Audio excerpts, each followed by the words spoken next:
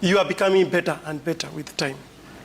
But when I look at the Kenyan situation, and having ran for office and gone to the villages and looked and interacted with the young people, it is so tragic to have young people who are jobless and they are doing nothing and they are losing hope, or they have lost hope, and they are engaging in drugs and all that. And what a loss, because that is the energetic resource of the nation that should be active, building the economy and building a better tomorrow for the country. So I feel we should really invest in our young people. And as Angel spoke about education, and I'm looking at education also in terms of technical skills, business skills. I went to university, I learned, studied political science and whatever I studied, but I come out, I'm jobless, I don't have an idea per se. I feel, looking back, if we had maybe seminars during my time in campus, as part of the programs, being trained on business skills, how to open a business, how to run a business, alongside my course, it would have been more useful.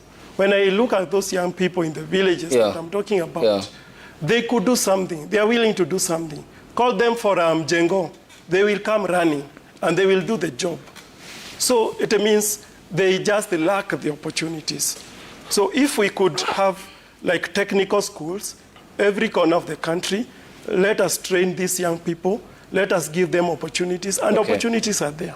When I look at myself and my friends here, almost everything we have put on is imported. Why should we import the shoes? We have cows, we have the hide and skin, we can make the shoes here. If we just decide just one thing, shoes, to make in Kenya, then we will create probably hundreds of thousands of jobs. If we decide even the shirts, even the trousers, even the suits, we can make them here because we have the materials. And if we don't have them, we have farmers who can grow cotton, who can grow silk, who can grow everything. So it goes back to building our economy, focusing on us. What resources do we have as a country? And the biggest resource is people, especially the young people, because of the energy and creativity. How do we work with them so that we convert the potential into productivity? I think if we do that, then we are able to create opportunities for the young people. They are able to grow, to thrive. I know we produce a lot of graduates. We are not able to absorb all of them. But if we really focus on not them just going through the process, the university process, but acquiring skills that are useful in the marketplace, so that Kenya can pride itself. We have the best graduates in Africa, and maybe the best in the world, and we can export the labor to other countries. Of course we do. We are a big exporter of human resources. I'll come to Kamau. Yes, you have a point? Yeah. Yes, to the question, yes. I'll come to you. Yes. Maybe to add on whatever Kariuki is saying, in this country we lack opportunities because it's all trickling down to governance, to politics as per se.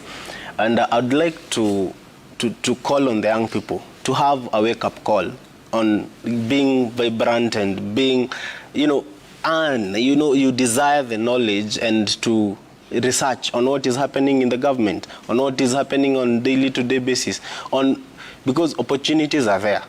But the government is also bringing a hindrance, to access in terms of taxes. We are young people. We are each and every university, maybe this month of October, November, August, we have produced over 100,000 graduates. Each and every year. That is what happened in mid-May. That is what happened in January. Each and every year. Where are all these people going? You get? But now, when these people want to start something of themselves, we have taxes, we have all these levy, we have licenses, we have the county. Everyone is on your neck. You get? Everyone wants, when you're going to the employment sector, everyone wants you to have experience. Everyone wants you to be articulate. But you're not giving all these chances. Conditions. Yes? Conditions. Yes, all these conditions being produced by the government. I think we should have a government that is lenient on these young people that should produce opportunities for these young people. I get like just the other day is very sad when we saw Moses Kuria starting a baby on this when he was starting to build the industries, those sectors. But now I've not seen it since almost 3 weeks now. There's nothing that has been launched. You know, that was hope. That when each and every county has an industry, an industrial plant, that will produce like 500,000 jobs. That is hope. Maybe 300. That is the notion that was brought. Maybe if it could have worked, you see, it's hope. But now it is not yet there. You get, even in the politics, there is envy, but now that was hope. That this minister now cannot continue forward with this baby that he hoped to create jobs. You're talking about the county aggregation centers. Yes. The last assignment was in Garissa County. Angel has said, which I think you missed, and in my previous interview I mentioned it, as long as government remains to be the most lucrative space to work in, there'll be no room for growth, there'll be no room for young people to come up, and the governance and the policies and whichever form of effort we put in will not come out strongly. Because look at the situation. County governments, there was a time when national resources were up there and weren't coming down to the grassroots. So we used to see individual millionaires. County governments were created, money is going down to the county, the grassroots, which is the intended group of people to benefit. But everybody is rushing to be a county employee. Why? It's because it's free money flowing from government. So the issue here is not the government being broke. The issue here is government overspending with zero to little accountability. There's no oversight going on. There's no accountability going on. And you are sanitized as per your proximity to power. The closer you are to power, then you're safe. So you're able to loot as much as you can. The solution here is one thing: for corruption to stop. And I have very radical thoughts on this. MPs should have no role in any public funds. I don't think I'll make friends with this statement, but I'm okay with that. Stop that. Number two, when it comes to counties, let government only finance 60 to 70%, or maybe 50. The others should be coming from the county government itself. I come on-source from revenue. Garissa. Yes, on-source revenue. I come from Garissa County.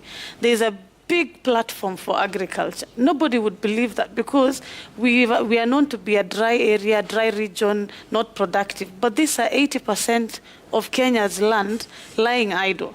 We can produce the best lemons. Currently, Garissa County produces the best lemons. Lemons are one of the leading products that are needed in the pharmaceutical companies. If we invite a company to set camp there, if we invite an industry to come and open a tides and skin tannery sort of setup in our county, that's on-source revenue. Employment will be found. Government is able to create its own revenues. Another situation, and I'll give you an example. I'll not mention the county. 20,000 students have been enrolled at a very small college in a county somewhere. 20,000 young people are in a new county. That means additional economy to that particular county. The revenue from Garissa County is 100 to, I think, 120 million shillings. That's peanuts. This is money that can be found just within having comrades in that particular county. We have Garissa University. I'll give an example of my county. We have Garissa University. We have the NEP technical colleges. We have the TVETs that are available. If the county governors focused on enrolling more young people into these counties, each comrade, for example, will spend roughly 500,000 shillings. That's around, I think, 10 million circulating in the economy. At the end of the month, it translates to 300 million shillings, for example. If we focused on one component, say we want to enroll more students as a county, we're able to get this amount of revenue. I don't have any background in economy. My background is in IT, but I'm just looking at the reality of the basics. The basics. Number two, the county governor then decides to focus on having one industry. If this government comes to us as Azimio, we'll give them our manifesto. One county, one product. It was there. You can tell them this is what we are planning to do. You don't have a strategy. have it. We don't even care about having shares in the government. It's fine. But can we support Kenyans in this particular sector? But as long as money is coming from Treasury every year, governors are on TV crying about not having disbursement.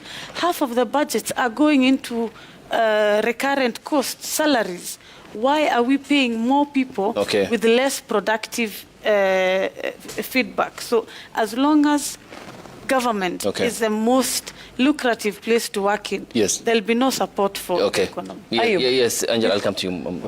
Kaberi, yes, please, Angela. Yes, Ayub, I'd like just to demystify something my colleague had said earlier, that we are still investing in young women now more than ever. But I still think there are so many hurdles that women are facing across the country.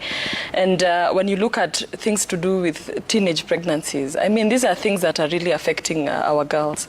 And even Mheshimiwa here, Umi, will tell you that even they are struggling to allocate resources for periods, for pads, for girls across the country. Something so basic. Kenya, 60 years after independence, we are still grappling with the issue of pads. When we look at domestic violence, it is being meted against women. These are things that we should not really be experiencing, and say that Kenya is doing more for its women than men. Men are still the biggest shareholders. Men are still the largest owners of capital. If anything, then these men should come together and support their boys if they feel that the boys are being left out. But even when we are talking about the 2/3 gender rule, I mean, what is that? What are we saying? What are we saying to the women of this country? When we are standing on platforms campaigning and telling the Kenyans how we are going to go from having 2 women to a third of cabinet being women, and we are not seeing that being actualized. What does it mean? We have very educated women, we have very empowered women, we have talented women who can run this country. So what do we say to our women when we leave half of the country's population out of the decision-making table? And that is what we are seeing in Parliament. And if Parliament cannot really realize this very simple thing, then which facet of society will be able to realize this?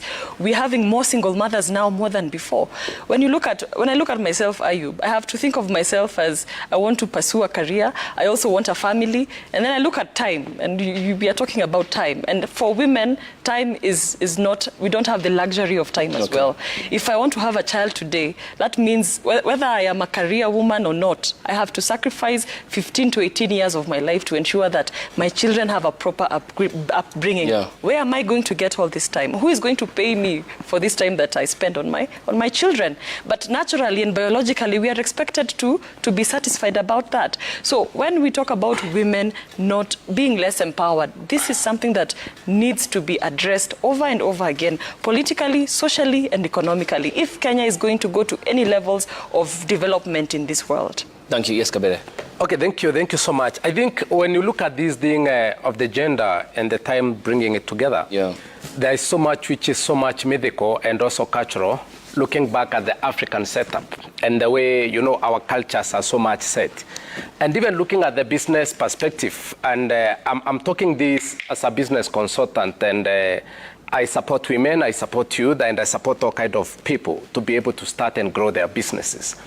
And you'll be able to see that there is a lot of, you know, retrogressive thoughts about even women in business. And I would like maybe, for example, if you're a man, one of the things you need, irrespective of maybe who you are, is that thing we call networking. And networking involves a lot of, you know, meetings, forums, engagement, and such. And sometimes there's a lot of limitation when it comes to women and networking, because some of the networking spaces are very informal. You know, it's not like a formal setup whereby, you know, this is an office, you are going to discuss business. And it is so much, you know, misinterpreted, especially when the women are trying to network in business. So one of the things, the problem we have is the mindset thing. And it's a very retrogressive mindset whereby we are not taking women as equal players. You know, there are things we can never legislate. We can never legislate things like morality, things like mindset. It's just like we just have to advocate and champion that. You know, we can never downplay the role of women. We need to give them opportunity. And also, again, if you look at the capacity of the women and also looking at the youth, as much as there are challenges, also we all have a role to play. we cannot not always keep blaming maybe about the systems, the government, the policy. It takes down to the personal initiative of being aggressive, being committed. Like, when Umi was giving the statistic and the data about her county, she has done her homework.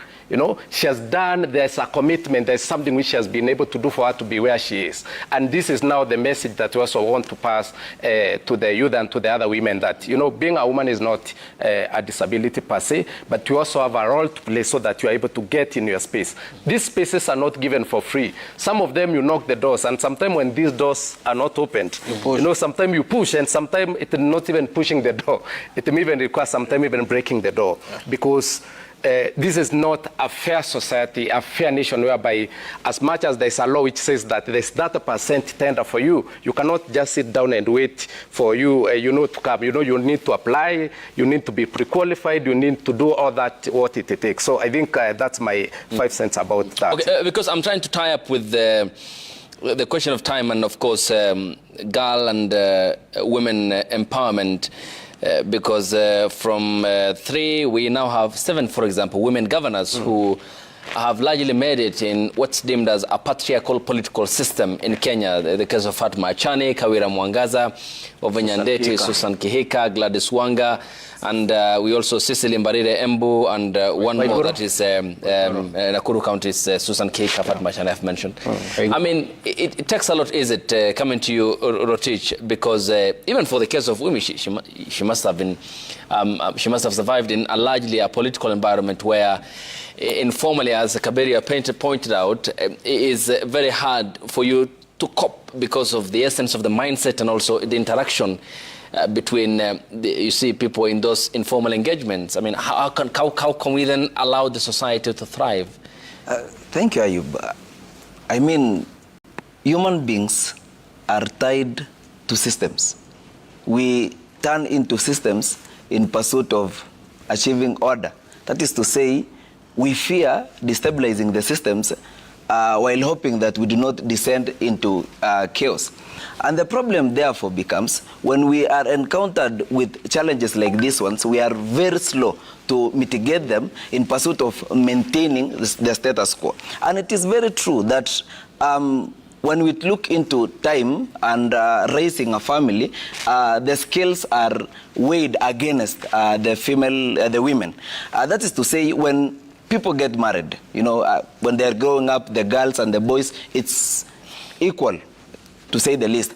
But when we ascend into marriage, then we realize that women spend most of their time in unpaid work. They spend most of their time in domestic care. That's to say, around 5 hours in a day in unpaid work. And for men, that tends to reduce when they get married, because the society appreciates the fact that a man has to look for paid work in pursuit of sustaining his family. Then the inequity begins there. So that now means the women cannot have adequate time to focus on other income generating activities and personal growth endeavors. And the same can be handled in a situation where we have an environment where higher education has been championed for both, because when higher education, it has been established that when women pursue higher education, then the tendency of them allocating more time in personal growth and other income generating activities, including politics, tends to grow. And then when we look into the element of infrastructure, when you go to Baringo, where I come from, you appreciate the fact that women waste a lot of time looking for firewood, fetching water from streams which are very far from their homes. But when we focus on infrastructure, where water can be found at home, where gases are very cheap, the cylinders are cheap, they can utilize them. So that means time allocated for domestic work will be very limited. Then women will have the chance to allocate time to other things which are progressive and thus advancing the economy of the country. And economics also play a role. When a country has advanced economically, when you look at the North and the South, when you compare the African state and some Asian and South African, South American countries, you would realize that developing countries have a problem when it comes to this because of disparity, and it cannot grow that much because of the element of disparity when it comes to time. Women cannot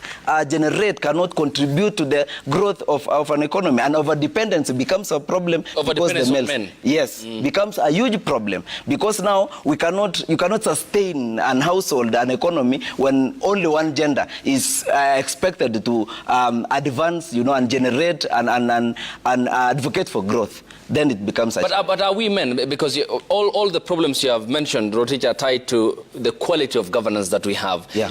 For example, why would I don't mean in isolation, because Baringo produced the second president of the Republic of Kenya, and when resources were concentrated largely at the center, there was no devolution at the time. Then, I mean, if you look at its status, it's appalling because of its progress so far.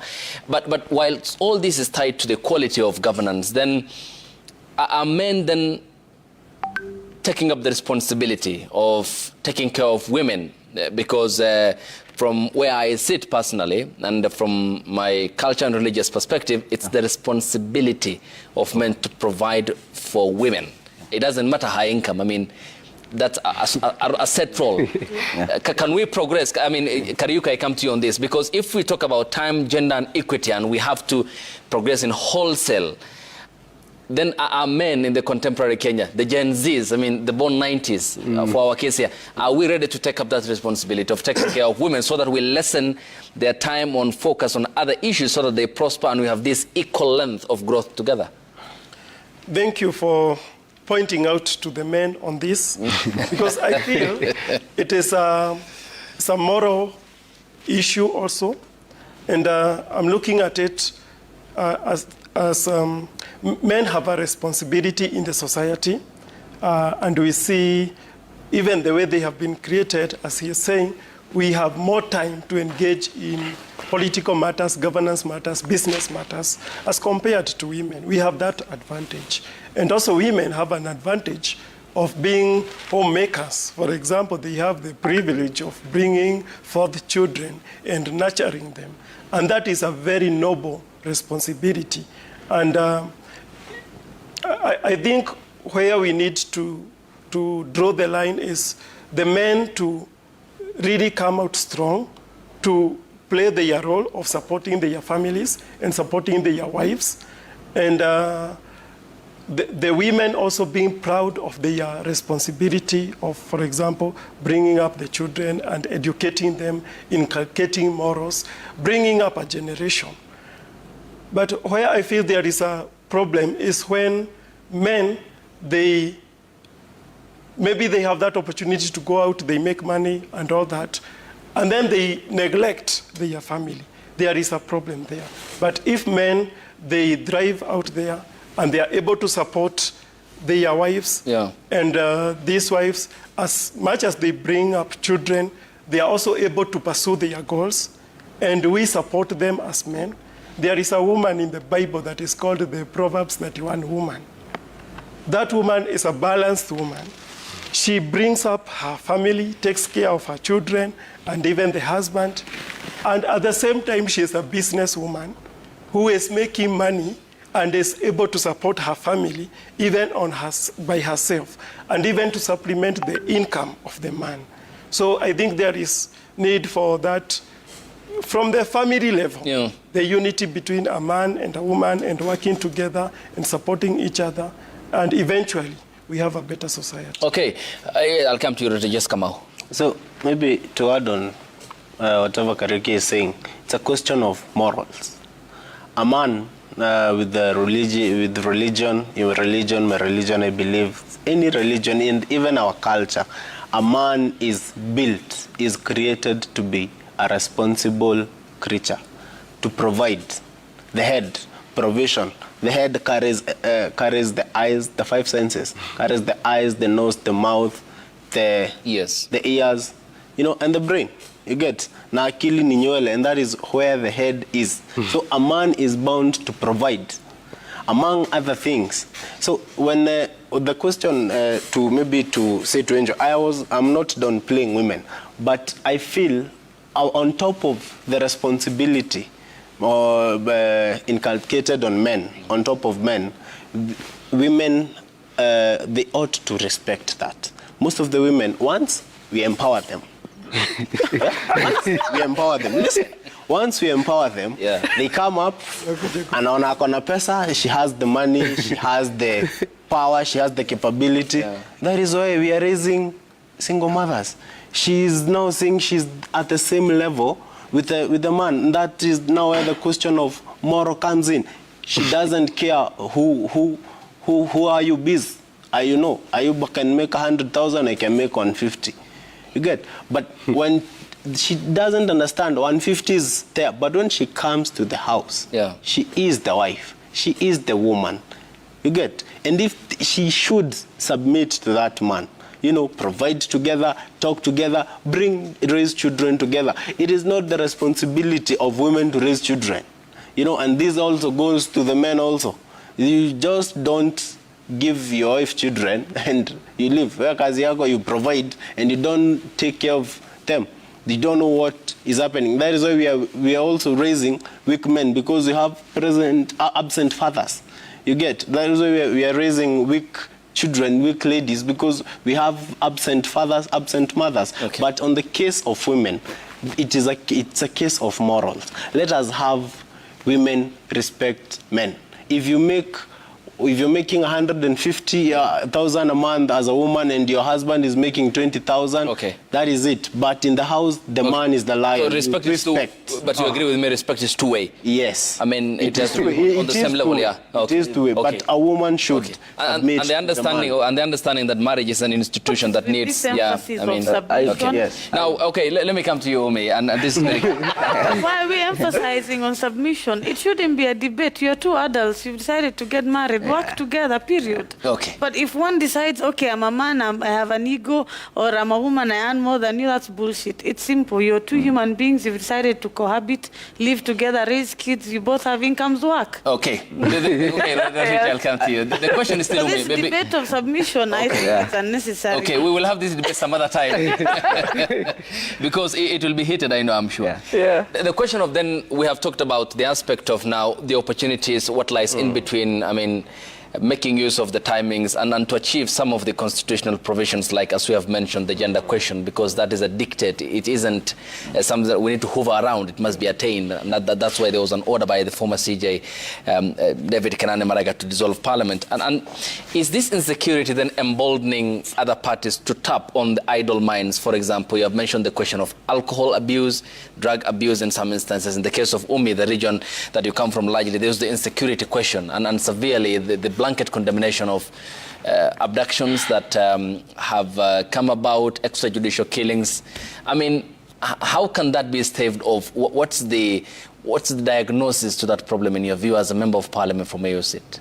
I think it's quite unfortunate. I remember during the campaigns, this particular government campaigned on the backbone of protecting hustlers. But it has gone against every word it made in their manifesto, in their campaigns, in their agendas. The hustlers were to be shareholders. We don't see them. We are seeing hustlers being thrown at the back of vehicles and destroying their small businesses. The same government campaigned to end extrajudicial killings just before the elections and during elections. We were seeing cases of the Rivayala bodies, Tana River bodies floating in the rivers, and most of the people being retrieved are young people. I sit in the House as a member of Parliament representing youth. So when you see me coming out strongly to condemn the government, it's because it's my responsibility. I feel the pinch. I lost my uncle to extrajudicial killings in 2019. He just walked out of his house. He was shot down, and until today we are still dragging the case in court. We've witnessed young men and young women being abducted. Why? They've been released, obviously. Should we say thank you to government for releasing them? Why were they arrested in the first place? Why were they abducted? One gentleman was just going about his business of boda boda, abducted from his house at 4 p.m., thrown inside a vehicle.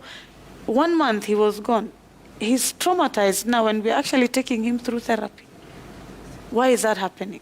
So if we continue intimidating young people, and I keep reiterating this, we've done so much work. So much money has been spent to build the relationship between the community and the police. It took me a long time to get comfortable with the police because I leave Garissa, I'm stopped 10 times before I get to Nairobi.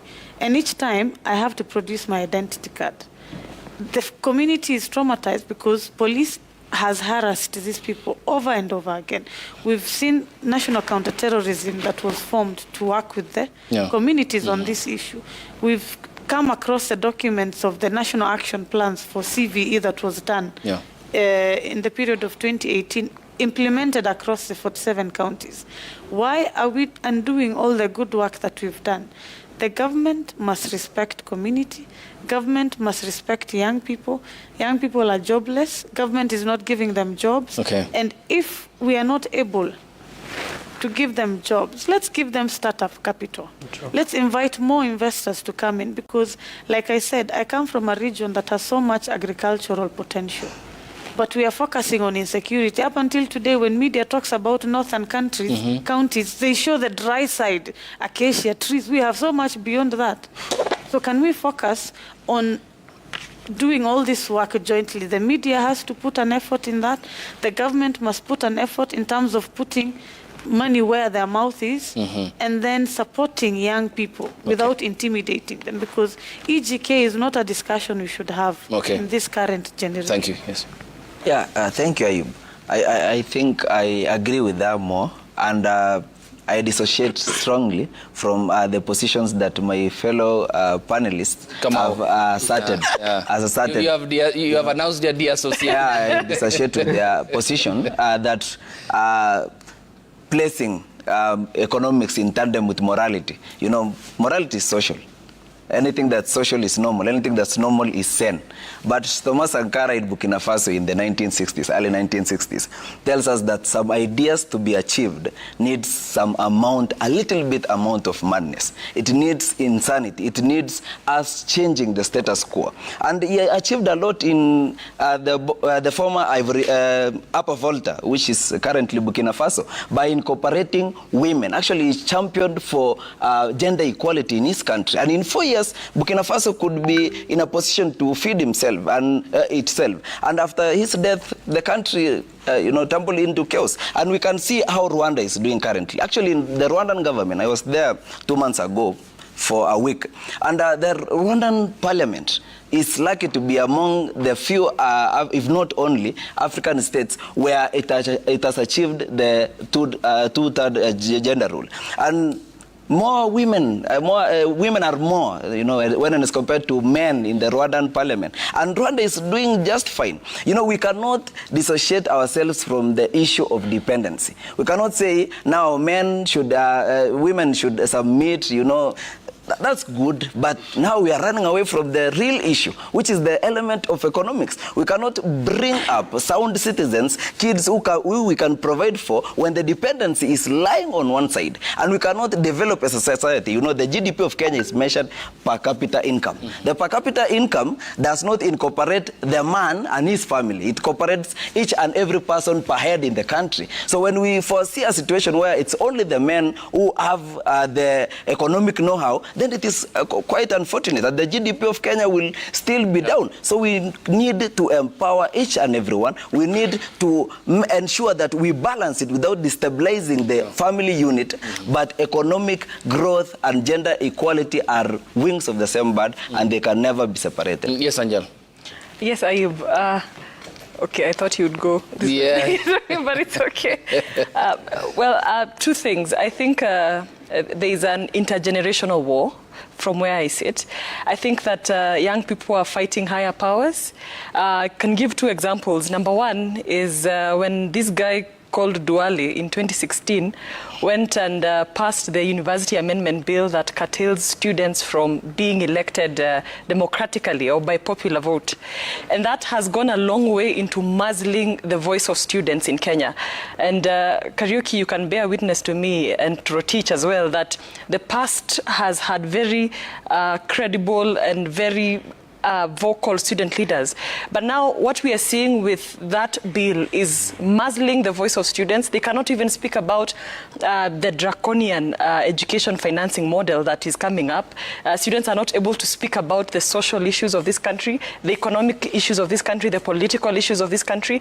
Students have been, for generations that have come and gone, been the ones spearheading revolutions across the world. But our students in Kenya are slowly dying because of a university amendment bill that was made by a guy who doesn't understand what students' plights are. I mean, in an aim to curtail and in an aim to bring down the voices of students, they went and passed a bill that now does not allow students to even express themselves as much as they would. And we've seen a lot of leaders coming out of student leadership. I am one of them, and I am a proud former student leader of the University of Nairobi. That has put me in platforms that I'm wondering what will my predecessors be able to do, because that environment allows you as a young man, as a young woman, to get into the political space. We've seen Gladys Wanga coming from being birthed from student leadership. We've seen the likes of Isaac Mwaura being birthed from student leadership, the cabinet secretary for youth, Babu Namwamba, even the deputy president Rigathi was also a student leader of Nyeri District Students Association. Those are movements that were credible and were supporting young people to get into leadership spaces. But what are we seeing with the older generation? Putting obstacles every now and then. Usiku na mchana wanaeka obstacles for young people like us not to be able to thrive. Secondly, the National Youth Council. When you look at the National Youth Council of 2009, and here I'll ask for your help, Mheshimiwa Umi. 2009, it was passed and it was enacted, and there were laws and regulations that were supposed to guide it. But now, because of the Constitution 2010, a lot of revisions have to be made to the National Youth Council so that young people in Kenya can elect their members of the council. I think the up council to today, should have youth. Let's start there. That's the council. It embodies the name, but has no membership in terms of its composition. It does not have the council. Youth gap. People are youth for 10 years. Okay. Because this is a very simple, it's a very simple legislative issue, because the National Youth Council needs to conduct elections. These elections have to be approved and passed by Parliament. And even before those elections are conducted, Parliament needs to pass the revised bill for the National Youth Council to allow the new structure of Kenya to incorporate the county governments, the wards and the constituencies. Before that, it provided for provinces and all that, which was what we had earlier. But now today, Parliament is comfortably sitting on that bill, saying that, I mean, we cannot pass a bill for young people because they'll compete with us when we go to the ground. So they fear us. So this intergenerational war must stop. Okay. And one of the provisions, or one of the suggestions that were made even in the Building Bridges initiative, was to have a national commission for the youth, which is, I think, is something would be very comprehensive in addressing. There's so many issues we've been talking about here, from drug abuse to leadership to teenage pregnancies. I mean, these are things that we can deal with them in a very compact manner. And until this country takes its youth seriously, we are not going anywhere. Yes, the issue here, I'll come to you briefly. Let me take a second. Okay, thank you. I think on talking on the same issue and talking about, let me talk about the space of the youth. And you look that there's a lot of confusion because of even the changing time and changing innovation. It's not that we are talking of something called the orange economy, which no longer used to be there, which is things like, from the social media, the new, the digital space, the new scope of making money. But you see, this has also become a problem to the young people, because you find that, as she said, the generational gap. Even the government itself does not understand the space. That's why we also have a lot of harassment. And you see that we have a lot of arrests, we have a lot of harassment by the young people, because you've even seen in memes that people saying, we are doing this business, but the fear is the DCI.